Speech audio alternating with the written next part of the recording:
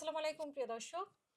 বেশ কয়েকদিন থেকেই এনসিপি বলে আসছিল যে নির্বাচন কমিশন একটি দলের হয়ে কাজ করছে, একটি দলের প্রভাবে কাজ করছে। তারপরে নির্বাচন কমিশনের সাথে উম আম ফখরুল ইসলাম আলমগীর সহ কয়েকজনের বৈঠক হয়েছে। তারপরে তারা নির্বাচন কমিশনের অফিস ঘেরাও করেছে। তাহলে প্রশ্ন হচ্ছে যে হাসনাত আব্দুল্লাহর যে প্রতিদ্বন্দ্বী মুন্সি সাহেব তিনি কেন তাহলে পেলেন না? মানে উনার প্রার্থিতা ফেরত পেলেন না। উনিই কেন উনার প্রার্থিতা বাদ গেল? আবার প্রশ্ন উঠেছে যে বেশ কয়েকজন ঋণখেলাপি কিন্তু প্রার্থিতা পেয়েছে এবং নির্বাচন কমিশন বলছেন যে উনার বুকে কষ্ট নিয়ে উনি দিয়েছেন।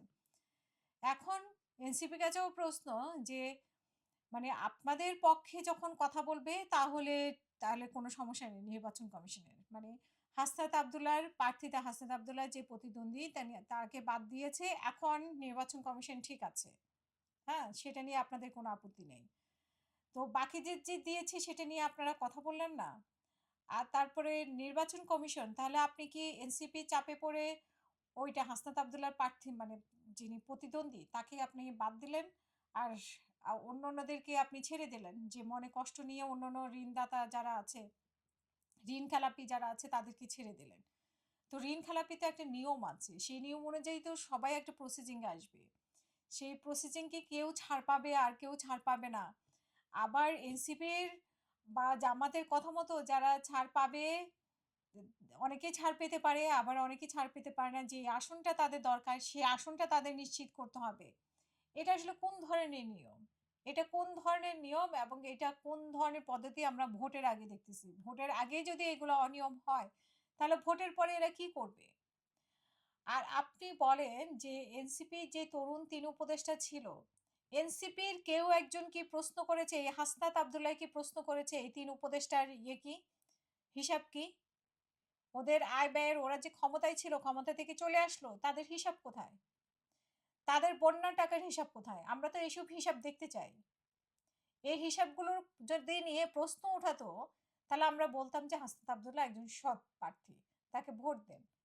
আর সে ভোট তো সে কম্পিটিশন করতে চায় না। কম্পিটিশন করতে চায় না দেখেই তো সে এত পেঁচাইছে। যার জন্য অন্য ঋণ খেলাপিরা পার পেলেও উনি পার পায়নি। কারণ এই আসনটা দরকার। ডক্টর ইউনূসের দরকার, হাসনাত আব্দুল্লাহর দরকার, এই সরকারের দরকার। যেভাবেই হোক নির্বাচন কমিশন দিয়ে এই আসনটা হাসনাত আব্দুল্লাহর জন্য কনফার্ম করে দিতে হবে বিনা প্রতিদ্বন্দ্বিতায়। কিন্তু ভাই আমরা তো সেই বন্যার টাকার হিসাব চাই। আমরা ওই টাকারও হিসাব চাই যে আপনারা ৫ই আগস্টের পরে আপনারা কি, কি করেছেন? কি, কি করে আপনারা এখন নির্বাচনে প্রার্থী হয়েছেন, নির্বাচন করছেন। নির্বাচন করতে কত টাকা লাগে একটা বোকা মানুষও জানে। একটা বোকা মানুষও জানে যে হাসনাত আব্দুল্লাহ বা অন্যান্যরা এনসিপির নেতারা কিভাবে আঙ্গুল ফুলে কলা গাছ হয়েছে। আপনি যতই ১ কাপ চায়ের চ্যালেঞ্জ দেন না কেন ১ কাপ চায়ের চ্যালেঞ্জ আপনি কারো থেকে ১ কাপ চায়ের মানে খাননি, এরকম চ্যালেঞ্জ আপনি দিচ্ছেন। আপনি তো চা খাবেন কেন? আপনি তো অনেক বড় অঙ্কের টাকা খাবেন। আপনাকে তো কেউ চা খাওয়াবে না। আপনাকে বড়, বড় অঙ্কের টাকা খাওয়াবে কিন্তু কেউ চা কফি খাওয়াবে না। এইজন্যই চায়ের চ্যালেঞ্জটা আপনি দিয়েছেন। আপনি বড় অঙ্কের টাকা পেয়েছেন কিনা সেই চ্যালেঞ্জটা দেন। সেই চ্যালেঞ্জটা দেওয়ার মতো সাহস আপনাদের নাই। কারণ আপনারা এত টাকা খাইছেন যে সেটার কোনো হিসাব আপনারা দিতে পারবেন না। আপনারা বলবেন যে আপনাদের বড় ভাইরা দিয়েছে, গাড়ি বড় ভাই দিয়েছে, অমুক বিজনেসম্যান দিয়েছে, তমুক বিজনেসম্যান দিয়েছে। তারা কিন্তু এমনিতে দিয়েছে। মানে আপনারা ঋণ খেলাপি থেকে খুব ভালো কিছু প্রমাণ করেছেন। যারা আপনাদেরকে টাকা দিয়েছে, যারা আপনাদেরকে গাড়ি দিয়েছে, যারা আপনাদেরকে বাড়ি দিয়েছে, যারা আপনাদেরকে পোশাক-আশাক এত মাস ধরে চালাইছে, তারা কি আপনাদেরকে বিনা পয়সায় দিয়েছে? তারা আপনাদের পেছনে ইনভেস্ট করেছে। তারা আপনাদের পেছনে ইনভেস্ট করেছে। আপনি এমপি হয়ে, মন্ত্রী হয়ে তার ইনভেস্টটা আপনি শোধ করবেন। এটা সহজ হিসাব। তা আপনার আর ঋণ খেলাপির মধ্যে পার্থক্যটা রইল কি? আপনি ঋণ খেলাপি হতে পারেন না কারণ আপনার বয়সে কুলায় নাই। আপনি এখনো মাত্র রাজনীতিতে ঢুকছেন। আপনি ৫০ বছর পরে আইসেন আপনি কত বড় ঋণ খেলাপি হন সেটাও আমরা দেখব। আপনি বলছেন যে আপনি এইটা নিবেন না, সেটাই নিবেন না। এমপি হওয়ার পরে শুধু বেতন ছাড়া কিছু নিবেন না। আপনার তো নেওয়ার দরকার নাই। আপনার তো আপনি যখন এমপি ছিলেন না, তখনও তো আপনার অনেক টাকা। আপনার টাকা তো এমনি আসবে। আপনার তো কিছু নেওয়ার দরকার নাই ভাই। এগুলো না ভোং-ভাং বুঝায় লাভ নাই। বুঝছেন? বলেন যে আপনার এই আসনটা দরকার এবং প্রবাসী আজকে আপনি লাইভে বলছেন যে প্রবাসী ভোট আপনার দরকার। প্রবাসীরা যেন ভোট দেয়। প্রবাসীদের কথা কি আপনারা শুনেছিলেন? মানে প্রবাসীদের কথাটা আপনারা ৫ই আগস্টের পরে মনে রেখেছিলেন? কোনো প্রবাসীর কথা মনে রাখেননি। আমি আপনাকে কয়েকবার ফোন দিয়েছি। আপনি ফোন ধরার টাইম পান না। কারণ আপনাদের অনেক ব্যস্ত নাকি আপনারা? কারণ আপনারা তো তখন টাকা ইনকামে ব্যস্ত হয়েছেন। প্রবাসীদের কথা চিন্তা করার সময় আপনাদের ছিল? এখন আপনি লাইভে এসে প্রবাসীদের ভোট চাইতেছেন। প্রবাসীদের যে কি সমস্যা, সেই সমস্যাগুলো আপনারা কোনোদিন জিজ্ঞেস করেছেন? সমস্যার সমাধান করেছেন? করেন নাই। আপনারা এখন কোন মুখে আপনারা ভোট চান প্রবাসীদের কাছে?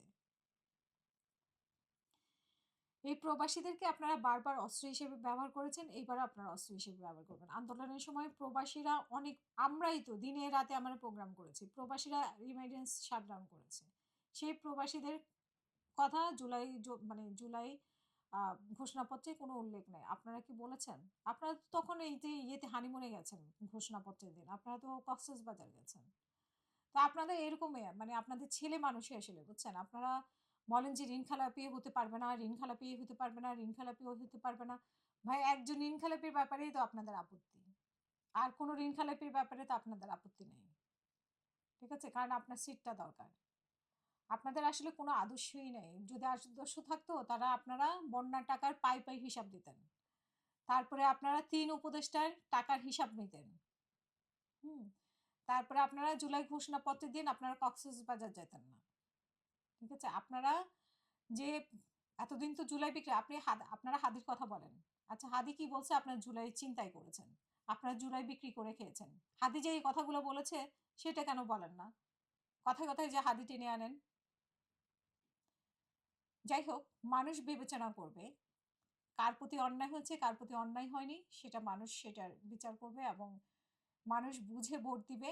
তবে আমরা তরুণদের কাছে আরো অনেক কিছু আশা করেছিলাম। স্বচ্ছতা আশা করেছিলাম। এই স্বচ্ছতার লেশমাত্র আমরা পাইনি। আমরা ভেবেছিলাম যে বিএনপি, আওয়ামী লীগ দুর্নীতিবাজ, এদেরকে ক্ষমতা দেওয়া যাবে না। তরুণদেরকে বিশ্বাস করা যাবে। কিন্তু সেই তরুণরা অনেক আগেই আমাদের বিশ্বাসে আঘাত করেছে। তারপরে মানুষ বিবেচনা করবে তাদেরকে ভোট দিবে কি দিবে না। কারণ ভোট তো কাউকে না কাউকে দিতে হবে। কাকে বিশ্বাস করবেন আপনি? জামাতের প্রার্থীকে বিশ্বাস করবেন না নাকি বিএনপির প্রার্থীকে বিশ্বাস করবেন? ওরা তো ফাঁক ফোকর আরো বেশি জানে। ক্ষমতা আসলে কিভাবে খেতে হবে টাকা পয়সা লুটপাট করে ওরা আরো বেশি জানে। সো আসলে এটা খুবই জটিল পদ্ধতি। বাংলাদেশে আপনি কাকে পছন্দ করবেন? কাকে রেখে কাকে পছন্দ করবেন? যাকে আপনি বিবেচনা করবেন সেই দেখবেন যে বড় চোর। তো আমাদের অপশন হচ্ছে এই চোরদের মধ্যে একটা চোরকে আমাদের বেছে নিতে হবে। মানে ৩ চোরের মধ্যে ১ চোরকে। কে কার থেকে বড় চোর সেটা হিসাব করে নিতে হবে আরকি। কে কম চোর, কে বেশি চোর। কিন্তু এই ৩ চোরের মধ্যে আমাদেরকে বেছে নিতে হবে। এটাই হচ্ছে নিয়ম। বাংলাদেশের নিয়ম হয়ে গেছে। কারণ যে প্রার্থী হিসেবে দাঁড়িয়েছে সেও চোর। যতজন দাঁড়িয়েছে সে আওয়ামী লীগ সে বিএনপি হোক, আর সে জামাত হোক বা সে এনসিপি হোক। ঠিক আছে? ওই নির্বাচনের আগে সুন্দর, সুন্দর কথা সবাই বলে। নির্বাচনের পরে দেখবেন এদের চেহারা।